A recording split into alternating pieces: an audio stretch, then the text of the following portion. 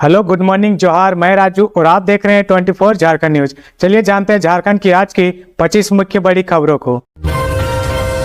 झारखंड में बिजली हुई महंगी, आज से लागू होगी नई दरें। जानिए अब कितना चार्ज देना होगा।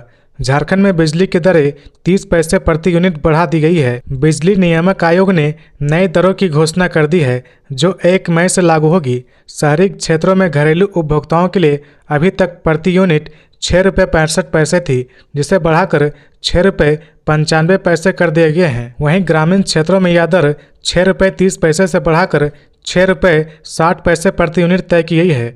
झारखंड बिजली वितरण निगम लिमिटेड ने घरेलू उपभोक्ताओं के लिए दरों में 2 रुपये प्रति यूनिट तक की बढ़ोतरी का प्रस्ताव दिया था। शहरी उपभोक्ताओं के लिए 6 रुपये 65 पैसे से बढ़ाकर 8 रुपये 65 पैसे प्रति यूनिट और 100 यूनिट से ज़्यादा खपत पर 200 रुपये मासिक फिक्स चार्ज लगाने की सिफारिश की गई थी। आयोग ने मार्च में जन सुनवाई के बाद संशोधित दरों तय की है। एक्शन में डॉक्टर राजकुमार कार्यभार संभालते ही शासी परिषद की बैठक के निर्णय को पलटा। रिम्स के निदेशक डॉक्टर राजकुमार दूसरी पारी में शुरू दिन से ही एक्शन में है। कार्यभार संभालते ही सबसे पहले उन्होंने शासी परिषद में लिए गए निर्णय को पलट दिया। डॉक्टर राजकुमार ने सबसे पहले MRI मशीन की खरीद से जुड़े मामले में स्वास्थ्य मंत्री इरफान अंसारी द्वारा जीबी बैठक में लिए गए निर्णय को पलट दिया। उन्होंने टेंडर प्रक्रिया में चयनित एजेंसी को लेटर ऑफ क्रेडिट जारी करने का आदेश दे दिया। डॉक्टर राजकुमार ने स्पष्ट किया कि मशीन की खरीद की प्रक्रिया पूरी हो चुकी थी और संबंधित एजेंसी से समझौता पहले ही हो चुका था। डॉक्टर राजकुमार ने रिम्स परिसर में आम जनता की सुविधा के लिए SBI के सामने बने बंद गेट को खोलने का निर्देश दिया। गंभीर मरीजों को ले जाने वाले एम्बुलेंस को लंबी दूरी न तय करनी पड़े, इसके लिए दुर्गा मंदिर के सामने मुख्य द्वार को पूरी तरह तोड़ने और नया गेट बनाने तक SBI के पास वाले गेट को खुला रखने का आदेश दिया गया। शाम 4 बजे तक गेट खोल दिया गया। डॉक्टर राजकुमार ने डॉक्टरों के हित के लिए भी बड़ा कदम उठाया। 2024 में जिन 100 से अधिक डॉक्टरों के प्रमोशन इंटरव्यू हुए थे, उनकी सूची लंबे समय से लंबित थी। मंगलवार को डॉक्टर राजकुमार ने संबंधित फाइल मंगवाई। जरूरी त्रुटियां सुधारकर 87 डॉक्टरों की प्रमोशन की सूची जारी कर दी।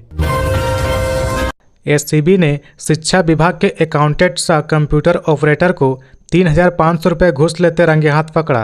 Dhanbad SCB anti corruption bureau की टीम ने बुधवार को झारखंड के बोकारो जिले में भ्रष्टाचार के खिलाफ बड़ी कार्रवाई की है। एंटी करप्शन ब्यूरो की टीम ने प्रखंड शिक्षा विभाग के लेखपाल अकाउंटेंट सह कंप्यूटर ऑपरेटर होरिल प्रजापति को 3,500 रुपये रिश्वत लेते रंगे हाथ गिरफ्तार कर लिया। इसके बाद SCB की टीम उसे गिरफ्तार कर धनबाद ले गई। SCB के अफसर उससे पूछताछ कर रहे हैं। काम के एवज में उसने 6,000 रुपये घूस की मांग की थी।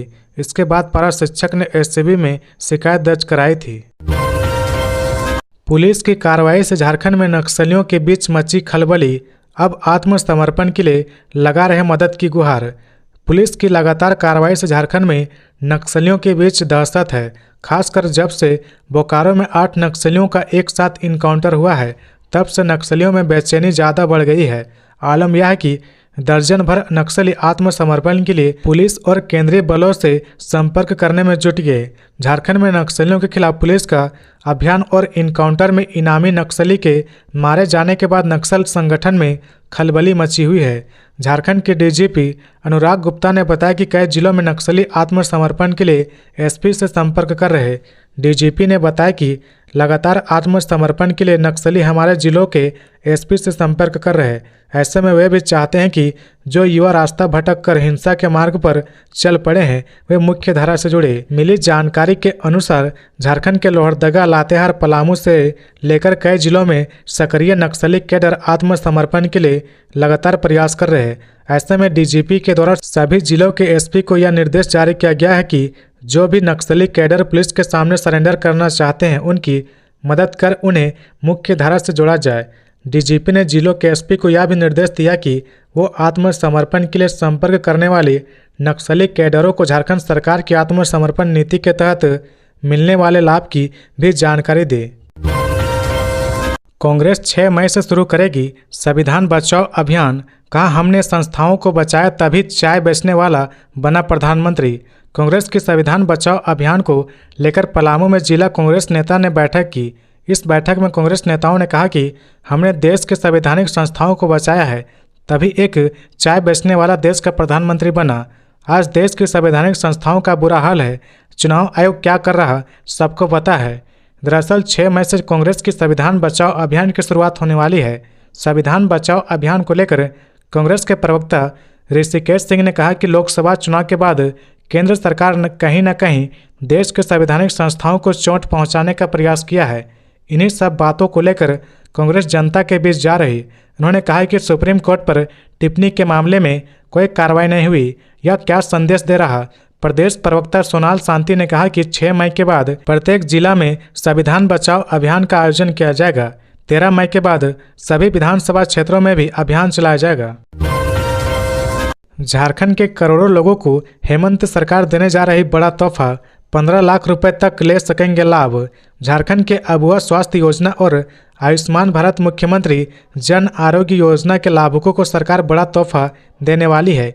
इन योजनाओं का लाभ ले रहे लोगों को सरकार स्वास्थ्य बीमा कार्ड उपलब्ध कराएगी। स्वास्थ्य, चिकित्सक, शिक्षा और परिवार कल्याण विभाग के अपर मुख्य सचिव अजय कुमार सिंह ने सभी उपायुक्त और सिविल सर्जनों को निर्देश जारी कर दिया है। इसमें अपर मुख्य सचिव अजय कुमार सिंह ने मुख्यमंत्री की अध्यक्षता में इस महीने की शुरुआत में हुई समीक्षा बैठक में लिए गए निर्णय का अनुपालन करने को कहा गया है। मालूम है कि झारखंड अबुआ स्वास्थ्य योजना से पात्र लोगों को 15 लाख रुपए तक का उपचार मुक्त होगा। झारखंड राज्य आरोग्य समिति के प्राप्त आंकड़ों की माने तो झारखंड में आयुष्मान कार्ड धारकों की संख्या करीब 1,23,00,000 है। स्वास्थ्य विभाग की योजनाओं और कार्यक्रमों की समीक्षा के बाद मुख्यमंत्री ने कहा कि 15वें वित्त आयोग और PM Ayushman Bharat health infrastructure mission के तहत निर्माणाधीन स्वास्थ्य उपकेंद्र, प्राथमिक स्वास्थ्य केंद्र, सामुदायिक स्वास्थ्य केंद्र, block public health unit, urban Ayushman आरोग्य मंदिर और क्रिटिकल केयर ब्लॉक का निर्माण 31 दिसंबर 2025 तक पूरा करना है। वहीं मुख्यमंत्री अस्पताल संचालन और रख रखाव योजना के तहत प्रत्येक सदर अस्पताल, अनुमंडलीय अस्पताल, सामुदायिक स्वास्थ्य केंद्र, रेफरल अस्पताल, प्राथमिक स्वास्थ्य केंद्र और स्वास्थ्य उपकेंद्र को यूनाइटेड फंड के रूप में राशि उपलब्ध कराई गई। राशि का उपयोगिता प्रमाण पत्र भी उपलब्ध कराने को कहा गया है। झारखंड में आज बारिश और वज्रपात का अलर्ट जारी। 3 मई तक राहत भरा रहेगा मौसम। झारखंड में भीषण गर्मी से फिलहाल राहत बनी रहेगी। मौसम विभाग के अनुसार राज्य के विभिन्न हिस्सों में अगले कुछ दिनों तक तेज हवाओं के साथ रुक रुक कर बारिश होने की संभावना है। गरज, मेघ गर्जन और वज्रपात की चेतावनी के साथ 3 मई तक मौसम ठंडा और सुहाना बना रह सकता है। बंगाल की खाड़ी में बने मौसमी सिस्टम के कारण यह बदलाव देखने को मिल रहा। मौसम वैज्ञानिक अभिषेक आनंद ने बताया कि तापमान में गिरावट दर्ज की गई है और सभी जिलों के अधिकतम तापमान 40 डिग्री सेल्सियस से नीचे चला गया। इससे लोगों को भीषण गर्मी से राहत मिली और जनजीवन सामान्य हो गया। 1 मई से 3 मई तक के लिए मौसम विभाग ने राज्य भर में येलो अलर्ट जारी किया है। इस अवधि में तेज हवाएं, गरज के साथ बारिश और बिजली गिरने की आशंका जताई गई है। हालांकि 4 मई से केवल बादल छाए रहने की संभावना है। सरकार से आवास के पैसे लेकर भव्य भवन बनाने वालों पर सख्ती, कई लाभार्थियों को भेजा गया नोटिस। गिरिडीह में प्रधानमंत्री आवास योजना एवं अबुआ आवास योजना को गति देने के लिए जिला अधिकारी नमन प्रियेश लाकड़ा ने निर्देश दिए हैं। डीआरडीए के निदेशक रंथु महातो के नेतृत्व में सभी प्रखंड विकास पदाधिकारी इसे लेकर गंभीर है। ऐसे में शीर्ष अधिकारियों की ओर से कार्यों की समीक्षा की जा रही। कुछ दिन पहले ही संपन्न हुई समीक्षा बैठक में इससे जुड़ी कई महत्वपूर्ण जानकारी सामने आई थी। समीक्षा में यह बात सामने आई थी कि सदर प्रखंड के अबुआ आवास के 2023-24 में तृतीय किस्त मिलने और 2 महीने बीत जाने के बावजूद करहरबाड़ी, खावा, चुंजका, तेलोडी, उदनाबाद में सबसे अधिक आवास लंबित है। इस संबंध में सभी संबंधित अधिकारी को 1 सप्ताह में प्रगति सुनिश्चित करने के निर्देश दिए हैं। सदर प्रखंड के वीडियो गणेश रजक ने जब मामले की जांच की तो तथ्य सामने आए, उससे वह हैरान हो गए। प्रखंड के कुछ पंचायत में मॉडल नक्शे के विपरीत जाकर आवास का निर्माण हो रहा, जिसके बाद 12 से अधिक लोगों को चिन्हित किया गया। जिन्हें चिन्हित किया गया उन्हें प्रखंड की तरफ से नोटिस भेजा गया, जिससे ऐसे करने वालों से रकम की रिकवरी के निर्देश दिए हैं। धारदार हथियार से युवक की हत्या, आक्रोशित ग्रामीण ने किया सड़क जाम। बोकारो के पेटरबार थाना क्षेत्र के पिछड़ी गांव में टांगी से हमला कर एक युवक की हत्या कर दी गई। मृतक की पहचान पिछड़ी गांव निवासी 25 वर्षीय विपुल मिश्रा पिता गुलचंद कुमार मिश्रा के रूप में हुई है। परिजनों ने बताया कि मंगलवार की शाम करीब 7 बजे विपुल को उसके 3 दोस्तों ने घर से बुलाया था। इसके बाद वह देर रात तक वापस नहीं लौटा। इसी बीच रात करीब 11 बजे ग्रामीणों के द्वारा उसका शव बिरो टांड के जंगल में देखा गया। इसके बाद ग्रामीणों ने पुलिस को घटना की जानकारी दी। इधर पुलिस ने शव मिलने की जानकारी परिजनों को दी, जिससे पूरे परिवार में कोहराम मच गया। वहीं पेटरबार थाना प्रभारी राजू मुंडा की तत्परता से एक युवक को गिरफ्तार किया गया। घटना की गंभीरता को देखते हुए बोकारो पुलिस की टीम भी मौके पर पहुंची और न्यूटन डॉग की सहायता से जाँच शुरू कर दी गई। पेटरबार थाना प्रभारी राजू मुंडा ने बताया कि घटना की तह तक पहुंचने के लिए हर पहलू से जांच की जा रही। इधर हत्याकांड के बाद गांव में भय और आक्रोश का माहौल बना हुआ है। शव को पोस्टमार्टम के लिए तेनूघाट अनुमंडलीय अस्पताल भेज दिया गया। इधर घटना से आक्रोशित ग्रामीणों ने जैना मोड़ फुसरो राष्ट्रीय राजमार्ग को जाम कर दिया। ग्रामीणों का कहना है कि पेटरबार पुलिस पर हम लोगों को भरोसा नहीं है। एसपी खुद घटनास्थल पर पहुंचे, उसके बाद ही जाम हटाया गया। ब्राउन शुगर के साथ कदमा से 2 युवक गिरफ्तार, गुप्त सूचना के आधार पर कार्रवाई। जमशेदपुर के कदमा थाना क्षेत्र के रामदास भट्टा के पास सामुदायिक भवन के समीप एक खंडरनुमा मकान से पुलिस ने 2 युवक को 20 पुड़िया ब्राउन शुगर के साथ गिरफ्तार किया है। पुलिस की ओर से गुप्त सूचना के आधार पर यह कार्रवाई की गई है, जिसके बाद दोनों युवक को गिरफ्तार कर लिया गया। जानकारी के अनुसार छापेमारी के दौरान तलाशी लेने पर पुलिस ने दोनों के पैकेट की जेब से 10-10 पुड़िया ब्राउन शुगर बरामद किया। इसके बाद ब्राउन शुगर बेचने से अर्जित नगद 2800 रुपये भी आरोपियों के पास से बरामद किया गया। बालिका गृह यौन शोषण कांड, पुलिस को मिली forensic report. 9 lakh video footage से खुलेंगे कई राज। पलामू बालिका गृह यौन शोषण कांड में फोरेंसिक की रिपोर्ट पुलिस को मिल गई है। फोरेंसिक रिपोर्ट में 9 लाख वीडियो फुटेज का जिक्र है, जो पूरे 1 साल का कलेक्शन है। सभी का सत्यापन पुलिस कर रही। दरअसल 30 नवंबर 2024 को पलामू के बालिका गृह में यौन शोषण कांड का मामला निकलकर सामने आया था। मेदिनीनगर के टाउन महिला थाना में FIR दर्ज की गई थी, जिसके बाद बालिका गृह के संचालक और काउंसलर को मौके से गिरफ्तार किया गया था। इस दौरान काउंसलर का मोबाइल, CCTV का DVR और अन्य आरोपियों के मोबाइल को फोरेंसिक जांच के लिए FSL को भेजा गया था, जिसकी रिपोर्ट पलामू के टाउन महिला थाना को मिल गई है। फोरेंसिक रिपोर्ट मिलने के बाद टाउन महिला थाना की पुलिस ने मामले में अनुसंधान तेज कर दी है। पुलिस ने FSL से काउंसलर के द्वारा दूसरों को भेजे गए वीडियो एवं फोटो के बारे में जानकारी मांगी। फोरेंसिक रिपोर्ट में व्हाट्सएप चैट को भी रिकवर किया गया। पुलिस की टीम व्हाट्सएप चैट को खंगालकर उसका अध्ययन करेगी। झारखंड के शहरी क्षेत्रों में होगा पिछड़ा वर्गों का सर्वे, एजेंसी तलाश कर रहा आयोग। झारखंड राज्य पिछड़ा वर्ग आयोग ने एक अहम पहल करते हुए राज्य के सभी नगर निकाय क्षेत्रों में रहने वाले पिछड़े वर्गों की सामाजिक आर्थिक स्थिति का व्यापक सर्वेक्षण कराने का निर्णय लिया है। यह सर्वे डोर टू डोर आंकड़ों के आधार पर किया जाएगा और उसकी रिपोर्ट का विस्तृत अध्ययन कराया जाएगा। आयोग फिलहाल इस कार्य के लिए उपयुक्त एजेंसी के तलाश में है। आयोग के सदस्य सचिव KK सिंह ने जानकारी दी कि इस अध्ययन का मुख्य उद्देश्य राज्य के पिछड़े वर्गों की वर्तमान स्थिति का गहराई से विश्लेषण करना। सर्वेक्षण के निष्कर्षों के आधार पर आयोग एक समग्र रिपोर्ट तैयार करेगा, जो हिंदी भाषा में प्रकाशित की जाएगी। रिपोर्ट तैयार करने के लिए अधिकतम 45 दिनों का समय निर्धारित किया गया है। आयोग ने इस कार्य के लिए विभिन्न योग्य एजेंसियों और संस्थानों से आवेदन मांगे हैं। इनमें IIM Ranchi, XISS Ranchi, XLRI Ranchi, संत जेवियर कॉलेज सहित रांची झारखंड स्थित अन्य विश्वविद्यालय। CM हेमंत सोरेन 10 दिन के विदेश दौरे के बाद लौटे रांची। CM हेमंत सोरेन 10 दिन के विदेश दौरे के बाद राजधानी रांची लौट गए हैं। बता दें कि झारखंड में विदेशी निवेश को बढ़ावा देने के उद्देश्य से मुख्यमंत्री हेमंत सोरेन की अगुवाई में राज्य सरकार का उच्च स्तरीय प्रतिनिधिमंडल 19 अप्रैल से 27 अप्रैल तक स्पेन और स्वीडन के दौरे पर था। यह दौरा झारखंड में mining, green energy, electric vehicle, agro processing, महिला एवं बाल विकास जैसे क्षेत्रों में संभावित निवेश के लिहाज से अहम माना जा रहा। रिम्स निदेशक डॉक्टर राजकुमार के सभी फैसलों को स्वास्थ्य मंत्री ने बताया असंवैधानिक, कहा नहीं चलने देंगे नेतागिरी।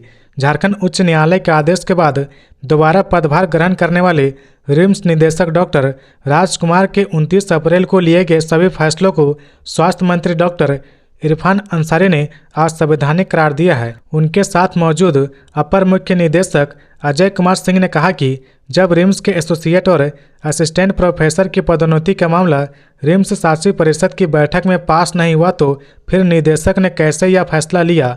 अपर मुख्य सचिव ने यह भी कहा कि पिछले कुछ दिनों से रिम्स निदेशक डॉक्टर राजकुमार मीडिया में आकर बयानबाजी कर रहे, यह ठीक नहीं।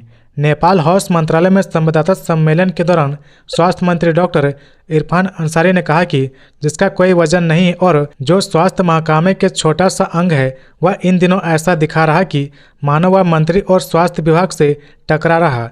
इरफान अंसारी ने कहा कि हम चुप सिर्फ इसलिए हैं क्योंकि हम न्यायालय का सम्मान करते हैं। जब कोर्ट ने अगले 6 मई को सुनवाई की तारीख रखी है तब तक डॉक्टर राजकुमार को इंतजार करना चाहिए था।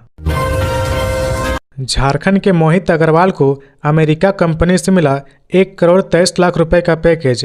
झारखंड के डाल्टनगंज निवासी मोहित अग्रवाल ने यह साबित कर दिया कि मेहनत, समर्पण और लगन के साथ किसी भी सपने को साकार किया जा सकता है। पहले गूगल में इंटर्नशिप कर उन्होंने अपने कौशल का लोहा मनवाया और अब अमेरिका की प्रतिष्ठित टेक कंपनी रूब्रिक से 1,23,00,000 रुपए सालाना पैकेज की नौकरी हासिल कर ली है। मोहित फिलहाल रूब्रिक की बेंगलुरु शाखा में इंटर्न के रूप में कार्यरत है। उन्होंने NIT जमशेदपुर से कंप्यूटर साइंस में स्नातक की पढ़ाई की। उनके इस शानदार उपलब्धि ने उन्हें देश भर में युवाओं के लिए एक प्रेरणा स्रोत बना दिया। मोहित ने 10वीं की कक्षा BPN ज्ञान निकेतन डाल्टनगंज से 94% अंकों के साथ पास की, जबकि 12वीं DAV डाल्टनगंज से 95% अंकों के साथ उत्तीर्ण की। उनके शिक्षकों के अनुसार वे बचपन से ही असाधारण प्रतिभा के धनी रहे। 6ठी कक्षा में वे उच्च कक्षाओं के गणित और विज्ञान के सवाल आसानी से हल कर लेते थे। अगर आपने भी ये गलती की तो लौटाने होंगे पैसे, लिस्ट में हजारों लाभुक के नाम। झारखंड की चर्चित मैयत समान योजना के कुछ लाभुक को योजना के पैसे वापस लौटाने होंगे। इस संबंध में बुधवार से ही कार्रवाई शुरू होगी। विभाग के अनुसार मैयत समान योजना के अलावा किसी भी दूसरी पेंशन योजना का लाभ उठा रहे लाभुकों से योजना की राशि वापस ली जाएगी। इसके अलावा ऐसे लाभुक को योजना से वंचित किया जाएगा। अवैध और फर्जी आवेदनों को रोकने के लिए सरकार ने जनवरी से ही प्रज्ञा केंद्रों पर ऑनलाइन आवेदन पर रोक लगा दी थी। इसके बावजूद भी कई स्तर से योजना की राशि के लिए ऑनलाइन आवेदन जमा करने और योजना की राशि लेने का मामला प्रकाश में आया। पूर्वी सिंहभूम जिले से 77,000 ऐसी महिलाओं का नाम सामने आया है जिन्हें बिना DBT के 7,500 रुपये मिले हैं। अब जांच के दौरान ऐसे सभी लाभुकों से योजना की राशि वापस ली जाएगी। विभाग अपने स्तर से पूरा प्रयास कर रही कि अप्रैल महीने से केवल योजना की पात्रता को पूरा करने वाली महिलाओं को ही योजना का लाभ मिले। इसके अलावा जो भी महिलाएं अवैध तरीके से योजना का लाभ उठा रही उन्हें योजना से वंचित किया जाए। आज पूर्वी सिंहभूम जिला मुख्यालय में DC, DDC, SDO, सामाजिक सुरक्षा निदेशक, सभी प्रखंड के पदाधिकारी समेत अन्य पदाधिकारी और ऑपरेटर की उपस्थिति में महत्वपूर्ण बैठक बुलाई गई थी। गुमला में केक खरीदने गए 2 युवक को स्कॉर्पियो ने कुचला, दोनों की दर्दनाक मौत। गुमला जिले के सिसई थाना क्षेत्र में मंगलवार की रात एक तेज रफ्तार और अनियंत्रित स्कॉर्पियो के चपेट में आने से 2 युवक की दर्दनाक मौत हो गई। मृतकों की पहचान भरनो थाना क्षेत्र के अंबेरा गांव निवासी 37 वर्षीय जितवाहन उरांव और 30 वर्षीय महतो उरांव के रूप में हुई है। हादसे के बाद स्कॉर्पियो चालक विपिन केरकेट्टा को मामूली चोट आई है, जिसे पुलिस ने हिरासत में लेकर बुधवार को जेल भेज दिया। घटना उस वक्त हुई जब दोनों युवक अपनी बाइक से केक दुकान पर केक खरीदने गए थे। दुकान से लौटकर जैसे ही वे अपनी बाइक के पास पहुंचे, कुम्हार मोड़ की ओर से आ रही तेज रफ्तार स्कॉर्पियो ने उन्हें कुचल दिया। टक्कर इतनी जबरदस्त थी कि बाइक समेत दोनों युवक करीब 40 से 45 फीट दूर तक इमारत की ग्रिल से टकरा गए। हादसे में स्कॉर्पियो बाइक और ग्रिल के परकच्चे उड़ गए। हादसे के समय मौके पर मौजूद अन्य लोगों ने जान बचाने के लिए इधर उधर भागकर खुद को सुरक्षित किया। प्रत्यक्षदर्शियों के मुताबिक स्कॉर्पियो में सवार 4 युवक नशे की हालत में थे और घटना के बाद फरार हो गए। केवल चालक वाहन में ही फंसा रह गया। स्थानीय लोगों ने तुरंत पुलिस को सूचना दी और तीनों घायलों को स्कॉर्पियो से बाहर निकालने में मदद की। हालांकि तब तक जीतवाहन उरांव की मौत हो चुकी थी। पुलिस ने सभी को सिसई रेफरल अस्पताल पहुंचाया, जहां डॉक्टरों ने जीतवाहन को मृत घोषित कर दिया और महतो उरांव को गंभीर हालत में रांची स्थित रिम्स रेफर कर दिया। लेकिन बुधवार की सुबह इलाज के दौरान महतो उरांव ने भी दम तोड़ दिया। राज्यपाल से की पेशा कानून लागू करने की मांग। राज्यपाल संतोष कुमार गंगवार से बुधवार को राजभवन में झारखंड राज्य ग्राम प्रधान संघ का एक शिष्टमंडल ने राजभवन में भेंट की तथा राज्य में पेशा कानून लागू कर ग्राम सभा ग्राम प्रधानों को सशक्त करने के संबंध में ज्ञापन सौंपा। ज्ञापन के माध्यम से ग्राम प्रधानों को दी जाने वाली सम्मान राशि में वृद्धि कर नियमित रूप से इसे प्रदान करने का आग्रह किया गया। जाति जनगणना से होगा समावेशी विकास, बोले संजय सेठ। झारखंड जेडीयू ने भी की सराहना। केंद्रीय कैबिनेट से जाति जनगणना की मंजूरी का लोगों ने स्वागत किया। केंद्रीय रक्षा राज्य मंत्री सह रांची के सांसद संजय सेठ ने कहा कि समावेशी विकास के लिए यह कदम स्वागत योग्य है। इससे संसाधनों का समान वितरण सुनिश्चित होगा। इस निर्णय के लिए प्रधानमंत्री नरेंद्र मोदी के प्रति उन्होंने आभार प्रकट किया। झारखंड जेडीयू के प्रदेश प्रवक्ता सागर कुमार ने कहा कि पार्टी जाति जनगणना कराने के निर्णय की सराहना करती है। इससे वंचित वर्गों का कल्याण होगा, उन्हें मुख्य धारा से जोड़ा जा सकेगा। केंद्रीय कैबिनेट द्वारा जाति जनगणना कराने के निर्णय का केंद्रीय रक्षा राज्य मंत्री सह रांची के सांसद संजय सेठ ने स्वागत किया।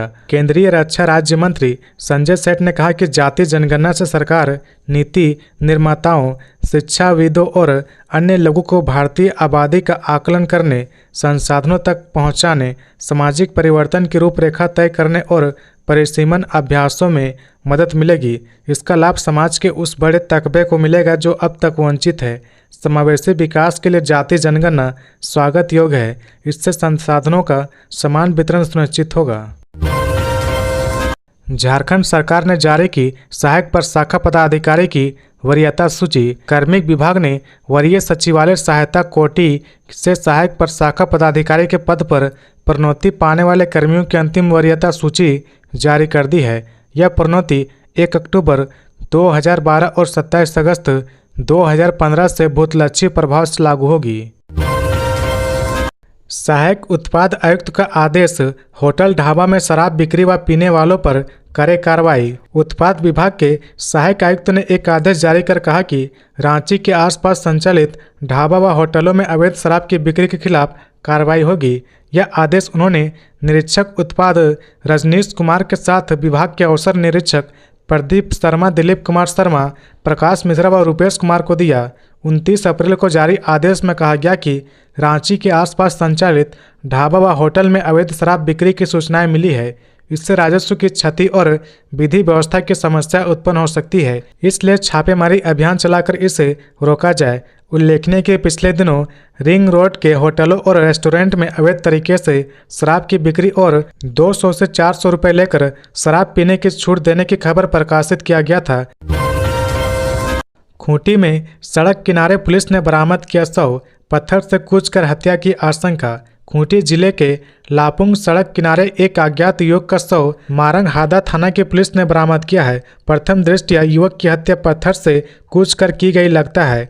ग्रामीणों की सूचना पर मारंग हादा पुलिस ने घटनास्थल पर पहुंचकर शव को पोस्टमार्टम के लिए सदर अस्पताल भेज दिया। सूचना पर मारंग हादा थाना प्रभारी शंकर विश्वकर्मा मौके पर पहुंचे और जांच के बाद शव को बरामद कर पोस्टमार्टम के लिए भेज दिया। मृतक युवक कौन है और लापुंग इलाके में कैसे पहुंचा और किसने उसकी हत्या की, सभी बिंदुओं पर पुलिस अनुसंधान कर रही। थाना प्रभारी ने बताया कि प्रथम दृष्टया हत्या की प्रतीत होता है। जांच में मृत युवक की पहचान नहीं हो पाई है। थाना प्रभारी ने कहा कि युवक की हत्या संभवतः पत्थर से कूचकर की गई है। मृत युवक का पहनावे के अनुसार आसपास के होने की संभावना जताई रही। रातू रोड फ्लाईओवर में अगर हो गया यह काम तो बढ़ जाएगी रांची की खूबसूरती, लेकिन प्रस्ताव को नहीं मिली स्वीकृति। राजधानी रांची के रातू रोड में फ्लाईओवर का काम अपने अंतिम चरण में है। फ्लाईओवर के नीचे पेंटिंग कर शहर की खूबसूरती में चार चांद लगाने के लिए केंद्रीय सड़क परिवहन व राजमार्ग मंत्रालय का प्रस्ताव भेजा गया, लेकिन अब तक इस प्रस्ताव को मंत्रालय की ओर से स्वीकृति नहीं मिली। फ्लाईओवर के नीचे झारखंडी कला संस्कृति से संबंधित पेंटिंग बनाने के लिए स्वीकृति मांगी गई। हालांकि अब तक स्वीकृति नहीं मिलने के कारण फिलहाल सामान्य पेंटिंग शुरू कर दी गई है। केंद्रीय सड़क परिवहन व राजमार्ग मंत्रालय से झारखंडी कला संस्कृति से संबंधित पेंटिंग बनवाने के लिए स्वीकृति मिलने के बाद सोहराय सहित अन्य झारखंडी कला से संबंधित पेंटिंग बनाने का कार्य शुरू किया जाएगा। इस पेंटिंग के माध्यम से झारखंड के प्रमुख स्थलों और पशुओं पर आधारित पेंटिंग की भी जाएगी। फिलहाल फ्लाईओवर के नीचे सामान्य पेंटिंग शुरू हो गई है, जो कि बेहद खूबसूरत लग रही। गुमला में बंद घर को बनाया निशाना, चोरों ने उड़ाए 8 लाख से अधिक की संपत्ति। गुमला जिले के चेटर सरना टोली में मंगलवार रात एक बंद घर को चोरों ने निशाना बनाया और लाखों रुपए की संपत्ति पर हाथ साफ कर दिया। यह वारदात श्याम सुंदर प्रसाद के घर में उस वक्त हुई जब उनका परिवार एक शादी समारोह में शामिल होने के लिए खोरा गांव गया हुआ था। श्याम सुंदर प्रसाद ने बताया कि वे 29 अप्रैल की शाम 6 बजे पूरे परिवार के साथ घर में ताला लगाकर समारोह में गए थे। अगली सुबह 30 अप्रैल को जब वे लौटे तो मुख्य दरवाजे पर ताला टूटा हुआ था और घर का सारा सामान अस्त व्यस्त पड़ा हुआ था। चोरों ने घर के गोदरेज और बक्से को तोड़कर सोने के मंगलसूत्र, चेन, नाक टॉप, कान की बाली सहित करीब 7 लाख रुपए के जेवरात चोरी कर लिए। इसके अलावा घर में रखे 1,20,000 रुपये नगद भी गायब थे। कुल मिलाकर चोरी की गई संपत्ति की कीमत 8 लाख रुपए से अधिक आंकी गई है। श्याम सुंदर प्रसाद ने इस घटना की शिकायत बुधवार को सदर थाने में दर्ज करवाई। पुलिस ने मामले की जांच शुरू कर दी और आसपास लगे सीसीटीवी कैमरे की फुटेज खंगाली जा रही है। राष्ट्रमंडल देशों के बीच बेहतर चुनाव प्रबंधन के बारे में बताएंगे झारखंड के सीईओ के रवि कुमार। श्रीलंका में 6 मई से आयोजित है कार्यक्रम। बेहतर चुनाव प्रबंधन को कॉमनवेल्थ देशों के बीच अनुभव साझा करने झारखंड के मुख्य निर्वाचन पदाधिकारी के रवि कुमार श्रीलंका जाएंगे। यह पहला मौका है जब किसी झारखंड के मुख्य निर्वाचन पदाधिकारी को यह मौका मिला है। भारत निर्वाचन आयोग ने देश के 3 इलेक्शन एक्सपर्ट को भेजने का निर्णय लिया है। श्रीलंका के कोलंबो में 5 दिनों तक कॉमनवेल्थ देशों के प्रतिनिधियों के साथ होने वाले इस बैठक सह प्रशिक्षण कार्यक्रम में झारखंड के मुख्य निर्वाचन पदाधिकारी के अलावा दिल्ली के मुख्य निर्वाचन पदाधिकारी और मंदिरों के शहर मदुरै के उपायुक्त शामिल है। ऑस्ट्रेलिया और श्रीलंका के संयुक्त सहयोग से 6 मई से 9 मई तक आयोजित होने वाले इस विशेष बैठक सह प्रशिक्षण कार्यक्रम में 20 प्रतिनिधि शामिल होंगे, जो इस दौरान अपने अपने चुनावी कौशल को बताने का काम करेंगे। गौरतलब है कि इससे पहले बेहतर चुनाव प्रबंधन के लिए झारखंड के मुख्य निर्वाचन पदाधिकारी के रवि कुमार को मतदाता दिवस पर इस साल राष्ट्रपति के हाथों सम्मानित किया गया था। धनबाद पुलिस ने 8,43,000 में की पुराने वाहनों की नीलामी। धनबाद पुलिस लाइन में बुधवार को पुलिस विभाग के पुराने व खराब हो चुके वाहनों की नीलामी की गई। नीलामी की प्रक्रिया एसएसपी एचपी जनार्दन, ग्रामीण SP Kapil Chaudhary, DSP DN Banka व मोटरयान निरीक्षक की निगरानी में संपन्न हुई। नीलामी खुले डाक के माध्यम से की गई, जिसमें बड़ी संख्या में लोगों ने भाग लिया। इस नीलामी से पुलिस विभाग को कुल 8,43,600 रुपये की आमदनी हुई है। नीलामी किए गए 51 वाहनों में बोलेरो, जिप्सी, जीप व बाइक शामिल है। एसएसपी ने बताया कि सभी वाहन 15 वर्षों से अधिक पुराने थे। अब इन वाहनों का परिचालन नहीं किया जा सकेगा। यदि कोई नीलाम वाहन सड़क पर चलता हुआ पाया गया तो वाहन मालिक के खिलाफ कानूनी कार्रवाई की जाएगी। इन वाहनों का भी री रजिस्ट्रेशन भी नहीं होगा। अपहृत के परिजनों ने सरकार से लगाई उत्तम महतो के वापसी की गुहार। सीएम ने विदेश मंत्री से मांगी सहायता। देश की अलग अलग जगहों के साथ झारखंड से भी बड़ी संख्या में लोग रोजगार के लिए देश विदेश जाते हैं। झारखंड के बगोदर प्रखंड क्षेत्र से पलायन करने वाले मुंड्रो गांव के एक परिवार के 2 सगे भाई इन दिनों भारी मुसीबत में है। एक भाई का नाइजर में अपहरण कर लिया गया है, वहीं दूसरी ओर छोटा भाई कानपुर में बिजली के पोल से गिर गया, जिससे वह गंभीर रूप से घायल हो गया। इन दोनों की घटनाओं से उनका परिवार काफ़ी चिंतित है। दरअसल नायजार में अपहृत मजदूरों में मुंड्रो पंचायत का उत्तम महतो भी शामिल है। मंगलवार को मुंड्रो पहुंचकर उत्तम महतो के परिजनों से मुलाकात की और अपहरण की घटना के बाद परिवार की हालत को जानने की कोशिश की।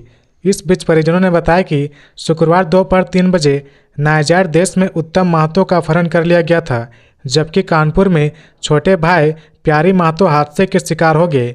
उनके एक पैर में गंभीर चोट लगी है, उसका कानपुर जिला अस्पताल में इलाज चल रहा है। ICSE 10वीं की परीक्षा में जमशेदपुर की शानवी जायसवाल पूरे देश में की टॉप।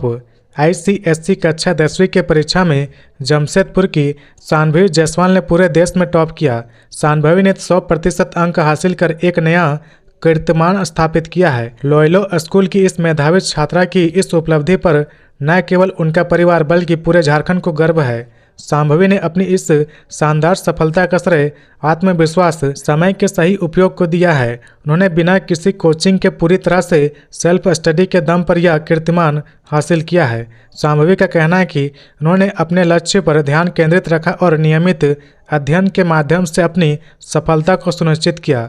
शांभवी के माता पिता दोनों ही डॉक्टर हैं और उन्होंने अपनी बेटी की सफलता में महत्वपूर्ण भूमिका निभाई। तो ये थी आज की झारखंड की टॉप बड़ी खबरें। इसी तरह झारखंड की हर छोटी सी बड़ी खबर देखने के लिए आप हमारे चैनल 24 झारखंड न्यूज को सब्सक्राइब करके बेल आइकन प्रेस कर ले, जिससे झारखंड की हर छोटी सी बड़ी खबर की अपडेट आप तक पहुंचता रहे। तो आज के लिए बस इतना ही, हमें दीजिए इजाजत, फिर मिलते हैं नेक्स्ट न्यूज में।